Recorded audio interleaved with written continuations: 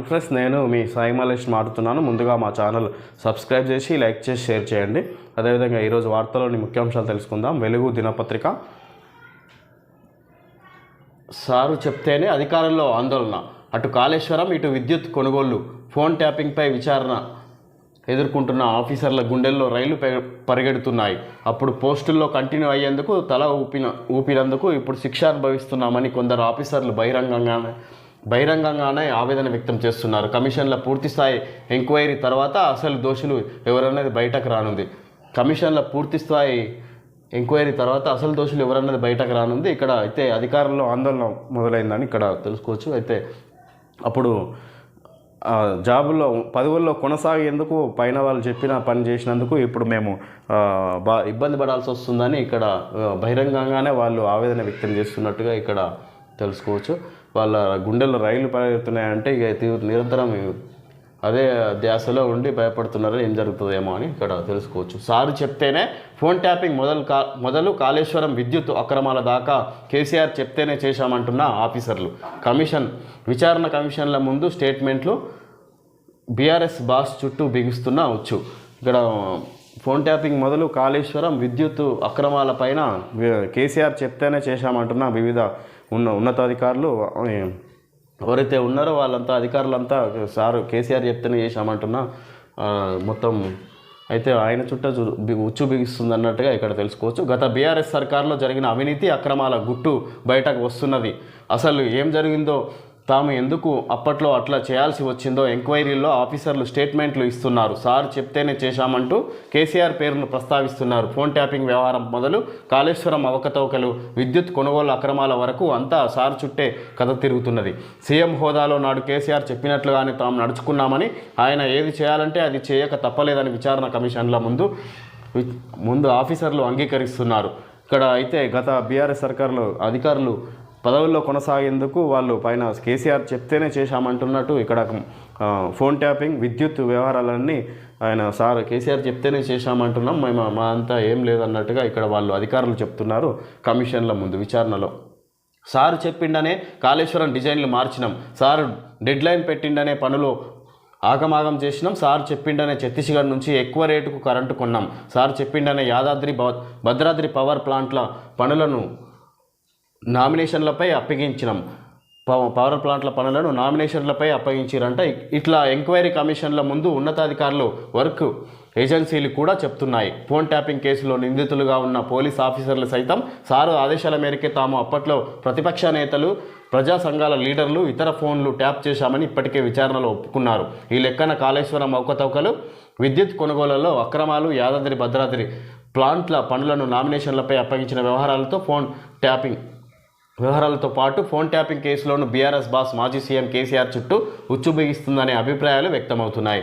ఈ విధంగా ప్రతి ఒక్క పని ఏదైతే జరిగిందో, అవకతవకలు జరిగినాయో, ఏదైతే ఫోన్ ట్యాపింగ్, విద్యుత్ కేంద్రాల పనితీరు, విద్యుత్ కొనుగోలుకి ఎక్కువ రేటు కొనమన్నాయి కూడా వివిధ రకాల పనులు అక్రమాలన్నీ కేసీఆర్ చెప్పినట్టుగానే చేసినాం పదవుల్లో కొనసాగేందుకు అన్నట్టుగా ఇక్కడ అధికారుల ముందు ఏదైతే అధికారులు ఉన్నారో ఈ కమిషన్ల విచారణలో వాళ్ళు ఒప్పుకుంటున్నట్టుగా తెలుసుకోవచ్చు. అందరి నోట అదే మాట. కాళేశ్వరం అవకతవకలపై ఎంక్వైరీకి ఏర్పాటైన జస్టిస్ చంద్రఘోష్ కమిషన్, విద్యుత్ కొనుగోలు ఒప్పందాలు, పవర్ ప్లాంట్ నిర్మాణాల్లో జరిగిన అక్రమాలపై విచారణకు ఏర్పాటైన జస్టిస్ నరసింహారెడ్డి కమిషన్ ఆఫీసర్లకు, కాంట్రాక్ట్ ఏజెన్సీలకు నోటీసులు జారీ చేసి ఎంక్వైరీని స్పీడప్ చేశాయి. ఈ విధంగా కాళేశ్వరం అవకతవకలపై ఎంక్వైరీకి ఏర్పాటైన జస్టిస్ చంద్రఘోష్ కమిషన్, కాళేశ్వరం అవకతవకలపై ఎంక్వైరీకి ఏర్పాటైన జస్టిస్ చంద్రఘోష్ కమిషన్, విద్యుత్ కొనుగోలు ఒప్పందాలు, పవర్ ప్లాంట్ నిర్మాణాల్లో జరిగిన అక్రమాలపై విచారణకు ఏర్పాటైన జస్టిస్ నరసింహారెడ్డి కమిషన్ ఆఫీసర్లకు, కాంట్రాక్ట్ ఏజెన్సీలకు నోటీసులు జారీ చేసి ఎంక్వైరీని స్పీడప్ చేశాయి. ఇక్కడ ఏదైతే కాళేశ్వరంపై జస్టిస్ చంద్రఘోష్ కమిషన్, విద్యుత్ కొనుగోలు కేంద్రాల, పవర్ ప్లాంట్ నిర్మాణాలలో జరిగిన అక్రమాలపై ఏర్పాటైన జస్టిస్ నరసింహారెడ్డి కమిషన్ ఇవి రెండు కూడా ఆఫీసర్లకు, కాంట్రాక్ట్ ఏజెన్సీలకు నోటీసులు జారీ చేసి ఎంక్వైరీ స్పీడప్ చేసిరు. ఈ రెండు కమిషన్లు కూడా ఏదైతే కాళేశ్వరం ప్రాజెక్టుపై ఏర్పడిన ఎంక్వైరీకి ఏర్పాటు చేసిన కమిషన్, పవర్ ప్లాంట్, విద్యుత్ కేంద్రాల ఏర్పాటుకు అవకతవకలపై జరిగిన జస్టిస్ నరసింహారెడ్డి కమిషన్, ఈ రెండు కమిషన్లు కూడా ఆఫీసర్లకు, ఉన్నతాధికారులకు, ఏజెన్సీలకు కూడా వీళ్ళు ఎంక్వైరీ జారీ చేసి నోటీసులు జారీ చేసి ఎంక్వైరీ స్పీడప్ చేసిరంట. ఇక్కడ విచారణ ఇక తొందరలో తేరనున్నది. ఎవరు దోషులు అనేది బయటపడే అవకాశం ఉన్నది. ఇక కేసీఆర్ అయితే జైలుకి వెళ్ళొచ్చు అని మనం తెలుసుకోవచ్చు. విద్యుత్ కొనుగోలుపై విచారణలో ఏం చెప్పారంటే ఛత్తీస్గఢ్తో చేసుకున్న పవర్ అగ్రిమెంట్పై జస్టిస్ నరసింహారెడ్డి కమిషన్ మాజీ సీఎండీలు మాజీ స్పెషల్ సిఎస్ సహా 25 మందికి పైగా ఆఫీసర్లకు నోటీసులు పంపి విచారిస్తున్నది. ఇక ఛత్తీస్గఢ్తో చేసుకున్న పవర్ ప్లాంట్ అగ్రిమెంట్పై ఇక్కడ మన జస్టిస్ నరసింహారెడ్డి కమిషన్ 25 మందికి నోటీసులు పంపి వాళ్ళపై విచారణ చేపడుతున్నది. తాను విద్యుత్ ప్రిన్సిపల్ సెక్రటరీగా ఉన్న సమయంలో ఛత్తీస్గఢ్ పవర్ ఒప్పందానికి నో చెప్పినా సారు ముందుకెళ్లారని కమిషన్ ముందు రిటైర్డ్ ఐఏఎస్ సురేష్ చందా అన్నట్లు తెలిసింది. ఏదైతే అది విద్యుత్ కొనుగోలు అది అక్కడ ఎక్కువ ఖర్చుతో కూడుకున్నదని చెప్పినా దాని మీద ఉన్న అధికారి మన కేసీఆర్ సారు ముందుకెళ్ళాలని చెప్పేసరికి ఏం చేయలేకపోయారు, అదే కొనసాగించారు. అట్లా ఆ ఒప్పందాల్ని వీలైనంత త్వరగా కంప్లీట్ చేయాలని నాకు సారు నుంచి ఆదేశాలు ఉన్నాయని senior IAS Arvind Kumar statement ఇచ్చినట్లు సమాచారం. ఈ విషయంలో ఇతర ఆఫీసర్లు కూడా సార్ ఆదేశాలకు తగ్గట్లుగానే ముందుకు వెళ్ళామని కమిషన్ ముందు వెల్లడించినట్టు తెలిసింది.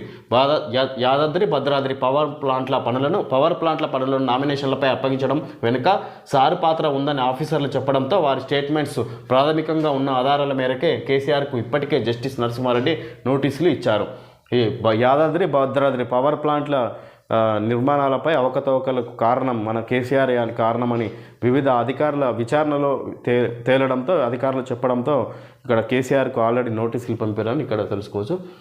ఇది 25 మందితో ఏపీ క్యాబినెట్, సీఎంగా చంద్రబాబు, మంత్రిగా పవన్ కళ్యాణ్ ప్రమాణం. హాజరైన మోడీ, అమిత్ షా, నడ్డా. మినిస్టర్ బెర్త్లో టీడీపీ 20, జనసేనకు 3, బీజేపీకి 1. 13 మంది OC, 7 BC, 2 SC ST, minority నుంచి ఒక్కొక్కరికి ఛాన్స్. తిరుమలకు చంద్రబాబు నేడు బాధ్యతలు.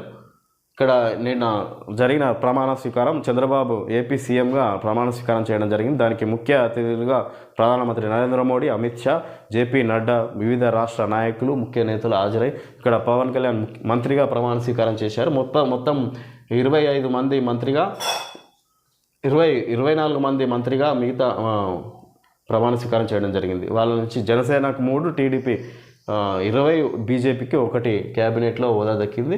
ఇక్కడ తిరుమల నేడు బాధ్యతలు చేపట్టనున్నారు పూర్తిగా. ఇక తిరుమలకు చంద్రబాబు వెళ్ళి దర్శనం చేసుకున్నారు. ఏపీలో ఎన్డీఏ కూటమి ప్రభుత్వం కొలువు తీరింది. ముఖ్యమంత్రిగా చంద్రబాబు నాయుడు ప్రమాణం చేశారు. బుధవారం కృష్ణా జిల్లా గన్నవరం మండలంలోని కేసరపల్లిలో జరిగిన కార్యక్రమంలో ఆయనతో గవర్నర్ అబ్దుల్ నజీర్ ప్రమాణం చేయించారు. జనసేన చీఫ్ పవన్ కళ్యాణ్ సహా 24 మంది మంత్రులుగా ప్రమాణం చేశారు. ఈ కార్యక్రమానికి ప్రధాని మోడీ ముఖ్య అతిథిగా హాజరయ్యారు. ఢిల్లీ నుంచి గన్నవరం ఎయిర్పోర్ట్కు చేరుకున్న ప్రధానికి చంద్రబాబు నాయుడు, నారా లోకేష్ స్వాగతం పలికారు. ప్రధాని మోడీతో చంద్రబాబు, పవన్ కళ్యాణ్. ఇక్కడ నిన్న కూటమితో ఇక్కడ ప్రభుత్వం ఏర్పడింది ఆంధ్రప్రదేశ్లో. దానికి ముఖ్య అతిథిగా ప్రధానమంత్రి నరేంద్ర మోడీ హాజరై ఇక్కడ అన్నట్టుగా తెలుసుకోవచ్చు. 24 మంది మంత్రులుగా ప్రమాణ స్వీకారం చేశారు. అందులో పవన్ కళ్యాణ్, నారా లోకేష్ కూడా ఉన్నారు. రాష్ట్రమంతా నైరుతి ఋతుపవనాలు రాష్ట్రమంతా విస్తరించాయి. రాష్ట్రంలోకి ఈ నెల 3న ఎంటర్ అయిన ఋతుపవనాలు 8వ తేదీ నాటికి ఓ మూడు జిల్లాలు మినహా రాష్ట్రమంతా విస్తరించాయి. ఆ 3 జిల్లాలోకి విస్తరించేందుకు దాదాపు 4 రోజుల సమయం పట్టింది. ఇక్కడ రాష్ట్రమంతా నైరుతి ఋతుపవనాలు విస్తరించాయి. ఇక్కడ వర్షాలు స్టార్ట్ అయినాయి. ఒక 3 జిల్లాలకు ఆలస్యమైన మొత్తం మీద 4 రోజులలో అక్కడ కూడా విస్తరించినాయి అన్నట్టుగా ఇక్కడ తెలుసుకోవచ్చు. ఇక వర్షాకాలం స్టార్ట్ అయినట్టుగా మనం చూసుకోవచ్చు. ఒడిశా సీఎంగా మోహన్ మాఘీ ప్రమాణం. ఒడిశా కొత్త సీఎంగా మోహన్ చరణ్ మాఘీ ప్రమాణం చేశారు. ప్రధాని మోడీ, ఒడిశా మాజీ సీఎం నవీన్ పట్నాయక్, అస్సాం సీఎం హిమంత బిశ్వశర్మ తదితరులు హాజరయ్యారు. ఒడిశా సీఎంగా బీజేపీ ప్రభుత్వం ఏర్పడింది. ముఖ్యమంత్రిగా ఆయన సీఎంగా మోహన్ చరణ్ మాఘీ ప్రమాణ స్వీకారం చేశారు. దానికి మన నరేంద్ర మోడీ ముఖ్య అతిథిగా హాజరైనట్టుగా చూసుకోవచ్చు. సూపర్ 8లోకి ఇండియా. T20 వరల్డ్ కప్లో ఇండియా సూపర్ 8లోకి అడుగుపెట్టింది. బుధవారం జరిగిన లీగ్ మ్యాచ్లో 7 వికెట్ల తేడాతో అమెరికాను ఓడించింది. మొదట USA 20 ఓవర్లలో 110 స్కోర్ చేయగా ఇండియా 18.2 ఓవర్లలో 111/3 రన్స్ చేసి గెలిచింది. ఇక్కడ సూపర్ 8లో ఇండియాలోకి ఎంటర్ అయిందంట, గెలిచి అక్కడ USAతో విజయం సాధించినట్టుగా తెలుసుకోవచ్చు.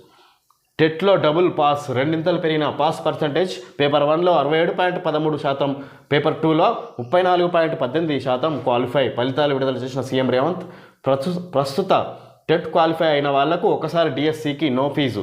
ఇప్పుడు టెట్ క్వాలిఫై అయిన వరకు వాళ్ళకు డిఎస్సికి ఒకసారి ఫీజు ఉండదంట. ఫీజు లేకుండా ఎగ్జామ్ రాసుకోవచ్చు. క్వాలిఫై కాని వాళ్ళకు వచ్చేసారి ఫ్రీగా టెట్కు అప్లై చేసుకునే ఛాన్సు. ఇక్కడ టెట్ క్వాలిఫై కాని వాళ్ళకు మళ్ళీ ఒకసారి టెట్ ఎగ్జామ్ ఫ్రీగా రాసుకునే అవకాశం ఉందంట. బుధవారం హైదరాబాద్లో టెట్ ఫలితాలను రిలీజ్ చేస్తున్న సీఎం రేవంత్ రెడ్డి. కాళేశ్వరం డిజైన్లు మార్చింది ఎవరు? పనుల అంచనాలు ఎందుకు పెరిగినాయి? కాంట్రాక్టర్లపై commission chairman justice PC Ghosh personal వర్షం. ఇక్కడ కాంట్రాక్టర్లపై commission chairman justice PC Ghosh personal వర్షం కురిపించాడు. కాళేశ్వరం డిజైన్లు మార్చింది ఎవరు? పనుల అంచనాలు ఎందుకు పెరిగినాయి అంటే పనుల అంచనాలు జరిగే పెట్టుకున్న పెట్టుబడికి ఎందుకు ఎక్కువ ఖర్చు అయింది అన్నట్టుగా ఇక్కడ కృష్ణలో అడుగుతున్నాడు. రిజర్వాయర్ల పనులు ఆగమాగం ఎందుకు చేసిండ్రు? రిజర్వాయర్ల పనులు ఆగమాగం ఎందుకు చేసిండ్రు? అక్కడ ఇంజనీర్ చేసిన పరిమాణాలకు విరుద్ధంగా పనులు జరిగినాయి. ఇక్కడ మరి డిఫెక్టివ్ లయబిలిటీ పీరియడ్లో బ్యారేజీల మెయింటెనెన్స్ ఎందుకు చేపట్టలే? విచారణకు హాజరైన ఎల్ఎండ్టీ నవయుగ ఆఫ్కాన్స్ ప్రతినిధులు. విచారణకు హాజరైన ఎల్ఎండ్టీ ఎంప్లాయీస్ ఇంజనీర్లు నవయుగ ఆఫ్కాన్ ప్రతినిధులు. నాటి ప్రభుత్వం తొందర పెట్టడం వల్లే ఫాస్ట్గా చేయాల్సి వచ్చిందని రిప్లై. ఈ నెలాఖరు కల్లా పూర్తి వివరాలు ఇవ్వాలని ఘోష్ ఆదేశాలు. ఈ నెలాఖరు కల్లా పూర్తి వివరాలని ఘోష్ ఆదేశాలు జారీ చేశారు. ఇదంతా మేము పైన నాటి ప్రభుత్వం తొందర పెట్టడం వల్లనే మేము ఈ విధంగా చేయడం జరిగిందని ఒప్పుకున్నట్లుగా వివిధ కంపెనీల ప్రతినిధులు చెప్పినట్లుగా ఇక్కడ మనం తెలుసుకోవచ్చు.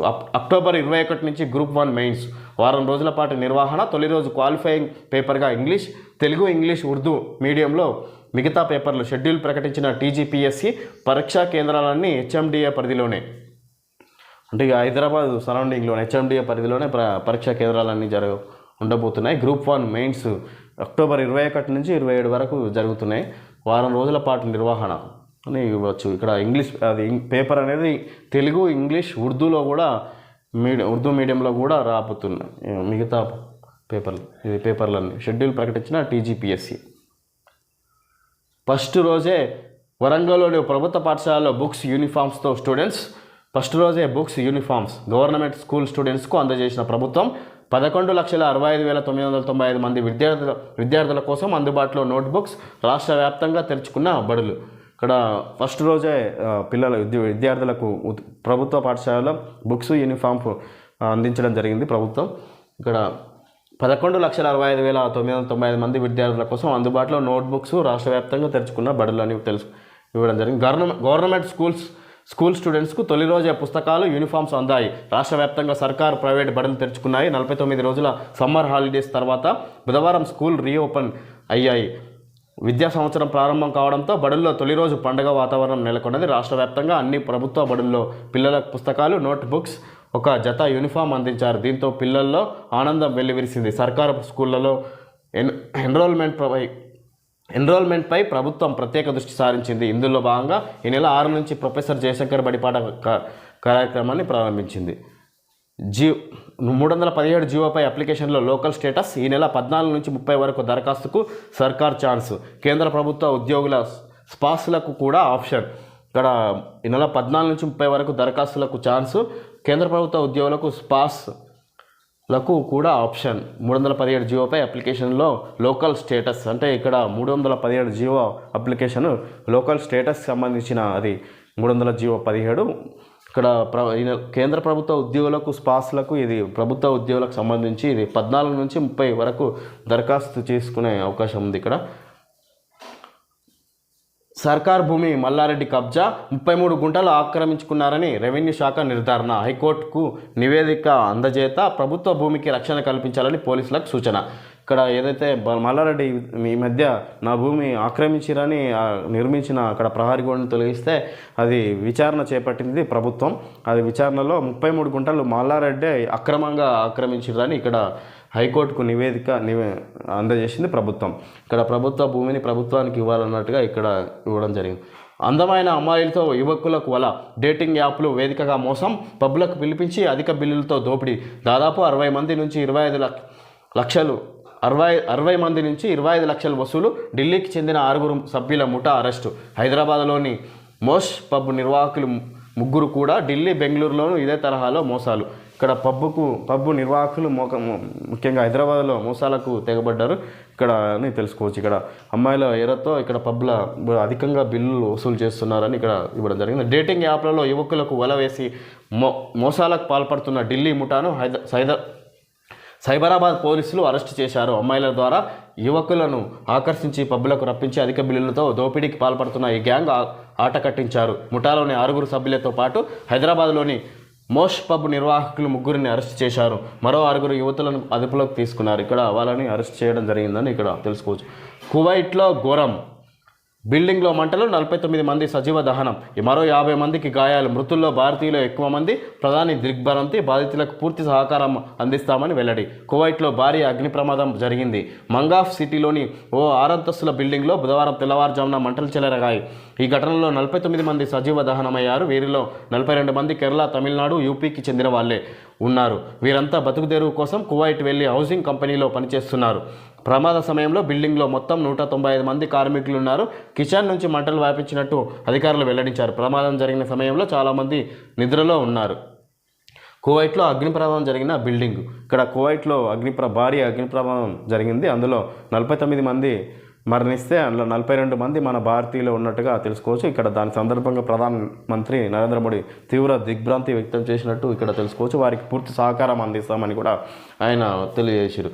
అయితే మరో 50 మందికి పూర్తి గాయాలు. వీళ్ళంతా కువైట్లో బతుకుదెరువు కోసం వెళ్ళిన కార్మికులుగా తెలుసుకోవచ్చు. వీళ్ళు నిద్రలో ఉండగా పొద్దున 4:30 సమయంలో మంటలు చెలరేగి ఇక్కడ ఈ ఘోరం జరిగిందని తెలుసుకోవచ్చు.